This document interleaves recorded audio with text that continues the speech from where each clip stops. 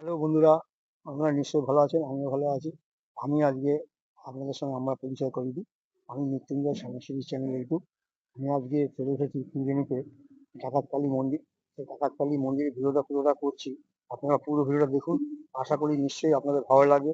আর আমি কখন মন্দির খোলা কখন বন্ধ এই সমস্ত তথ্য থাকবে আমার এই ভিডিওতে। ও এখানে ভোগ প্রসাদের কোনো ব্যবস্থা আছে কিনা সেই সমস্ত তথ্যও থাকবে আমার এই ভিডিওতে। আপনারা দেখতে থাকুন।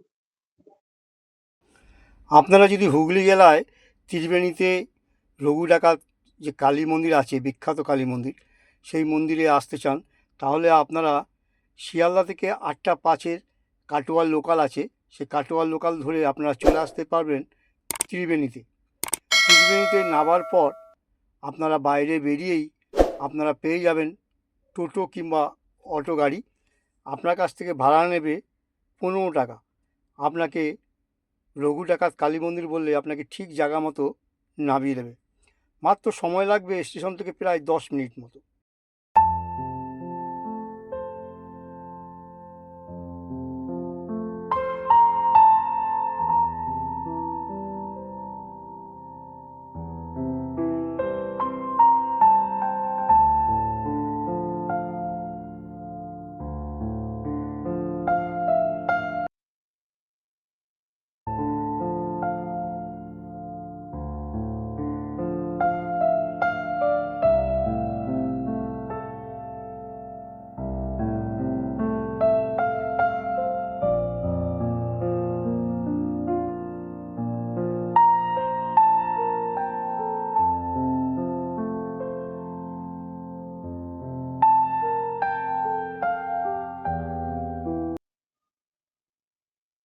এই হচ্ছে রঘু ডাকাত কালী মন্দিরের গেট, রাস্তার উপরেই রয়েছে।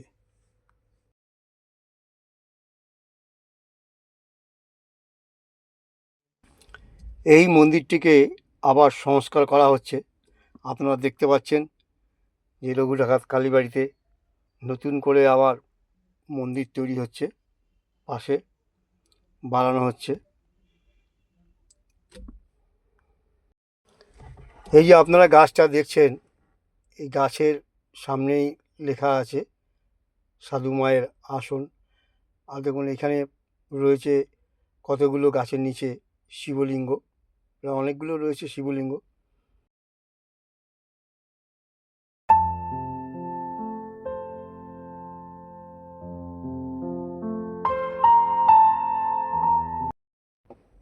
মহিলাদের জন্য কিংবা পুরুষদের জন্য এখানে বাথরুম রয়েছে। দেখতে পাচ্ছেন মহিলা এবং পুরুষ লেখাই আছে।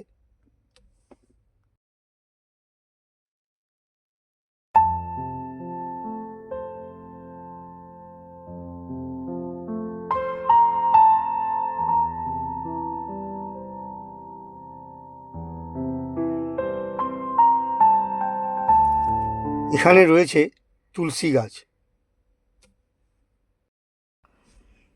এই মন্দিরের সামনে রঘু ডাকাত ও বিধু ডাকাতের আস্তানা ছিল। আগে মানুষ ভয়েতে এখানে আসতে পারতো না। এই মন্দির সকাল 8টার মধ্যে খুলে যায়, দুপুর 1টার সময় বন্ধ হয়, আবার বিকেল 4টেয় খোলে, রাত্রির 8টার সময় বন্ধ হয়ে যায়।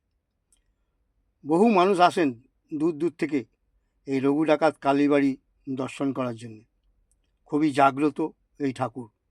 এখানে অনেকেই মোমবাতি ধূপকাঠি দিচ্ছেন। এখানে যজ্ঞ করার জায়গাও রয়েছে।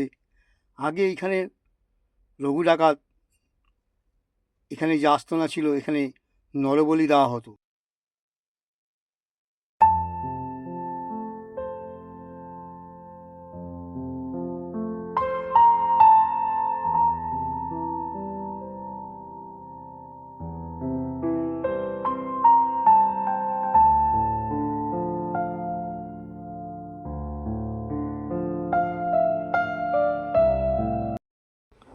মায়ের মন্দিরের ঠিক সম্মুখেই রয়েছে শিব মন্দির।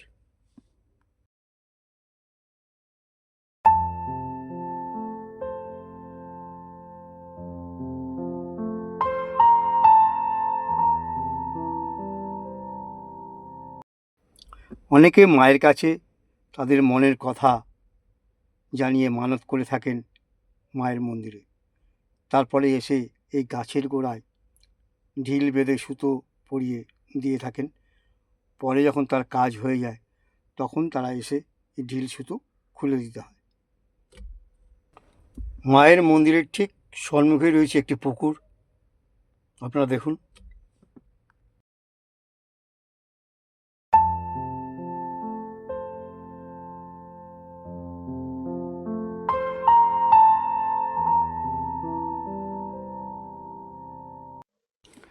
আপনাদের যদি আমার এই ভিডিওটা ভালো লাগে আপনারা লাইক করবেন, কমেন্ট করবেন, শেয়ার করবেন বেশি বেশি করে।